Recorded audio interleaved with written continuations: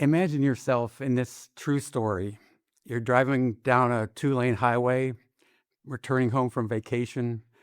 Suddenly, you find yourself stuck in slow-moving traffic. Eventually, you come across the bottleneck. There is a bed mattress laying across the road. One by one, the cars and trucks move slowly around it. Drivers step on the gas and they're off again at full speed. You do exactly the same as everybody else does. If someone had moved that mattress, they would have saved a lot of people, a lot of time, a lot of frustration, and they would have felt pretty good about themselves. But nobody stopped and moved the mattress. Why not? Economists would say because there was no incentive to do so, and that's quite true. But I've got an additional explanation that is pretty darn important. Most people, most of the time, are not very proactive. The costs of that are enormous.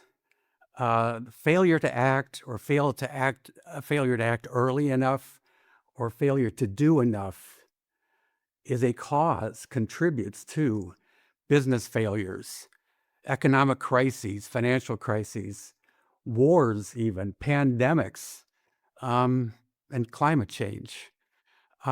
People don't do enough, even when they know things are on the horizon and maybe there are things that can be done about it. The mattress on the road is a small example of what is a huge problem. So let's be clear about the meaning of proactive. To be proactive is to think ahead, be future minded, take initiative, and make changes that will make for a better future than where things might currently be heading, or a better future than if you weren't going to be proactive. Proaction is a tremendous personal resource if used often enough and used wisely. Why don't we do more of that? Well, there's a lot of reasons, but one of the big ones is we just don't think about the future very much enough or thoroughly enough. Um, Once you don't think about something very much, it's not likely to guide your actions. Thinking about the future should and can guide our actions that can lead us toward creating a better future. That matters more than most people realize. It actually helps satisfy one of the very few universal human needs, and it's not even in Maslow's need hierarchy. We need control. We need to feel like we've got some control. And that has been dropping. Those feelings of control have been declining measurably, significantly. And once that happens, anxiety is bred, helplessness, feelings of hopelessness. The cure for that is not hope or cross fingers or optimism. The cure for that is thoughtful proaction.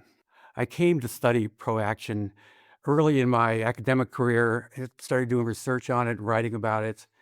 Um, Thought it would be interesting, and it has been for sure. I also realized that I recognize myself in that problem, not being very proactive.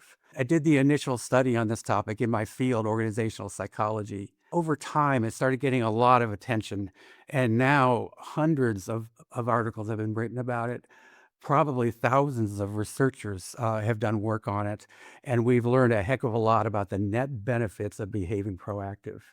Just to give you the beginning of the list, a very brief summary. Proaction is at the heart of entrepreneurship, changing, creating something that didn't exist before. Proaction is at the heart of change leadership. Being more proactive is more likely to lead to higher job performance in a variety of jobs in a variety of settings. It also leads to stronger team performance, studied again in a variety of settings. And proactivity relates to career success as measured by promotions, pay raises, job satisfaction, career satisfaction, and that's just the beginning of a long list of payoffs of behaving proactively. In one of my favorite studies, we wanted to interview individuals who are extremely proactive, and we found a lot of people to talk to based largely on what kind of work they do. We talked to people in different professions, but one of the most interesting, intriguing was a group of scientists who work for SETI, SETI, the Search for Extraterrestrial Intelligence. Were people and are people who have an extremely long-range view, are very interested in the future, and they've been working their jobs for a long time without yet having received the signal they've been looking for. What keeps them motivated? What keeps them going?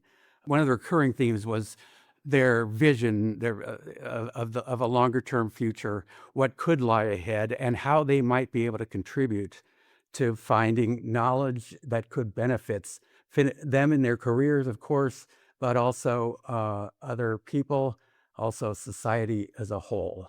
And another theme that came up frequently was something to the effect of it was worth doing the risky, inspiring thing rather than just the safe thing. That came up again and again. Risk, by the way, is an important consideration when thinking about whether to be proactive about something and how to be proactive. When you're trying to make changes, some people might disagree. Some people might even resist your efforts, and your efforts might fail. So, proactivity has to be tackled with strategic thinking, and not just be kind of haphazard and impetuous. Um, Speaking of risky, inspiring things, I thought of the great true story about the moon mission in the movie Apollo 13. Uh, Three astronauts got stranded in space. They couldn't land, but they circled around the back of the moon and still had great troubles. The rest of the movie is about all the problems they had trying to get back to Earth, but they did make it back safely. At the end of the movie, Jim Lovell, the flight commander, and his wife Marilyn are sitting out on the back patio, I guess, looking up at a gorgeous moon. Marilyn said to her husband, Jim, "It is a miracle." Her husband said, "It wasn't a miracle, Marilyn. We just decided to go. We just decided to go." He said it matter-of-factly. That's that phrase is the essential link between wanting to do something and actually doing it, deciding to act. And that point is what I want to leave you with today. Today, you can decide to act on one thing, and ideally when you're going to take the first step. Not just wishing, hoping, dreaming, but deciding to act. The great British playwright and social critic George Bernard Shaw captured what I'm trying to say with this talk that I'd love you to remember. He wasn't even talking about proactivity. He was talking about wisdom, but the quote is this: "We become wise not by thinking about the past or remembering the past. We become wise by taking responsibility for the future." That's what proaction is taking responsibility for the future and acting on that responsibility, trying to create better futures for oneself, the people we care about, and the things we care about. That is true, profound proactivity. Thank you.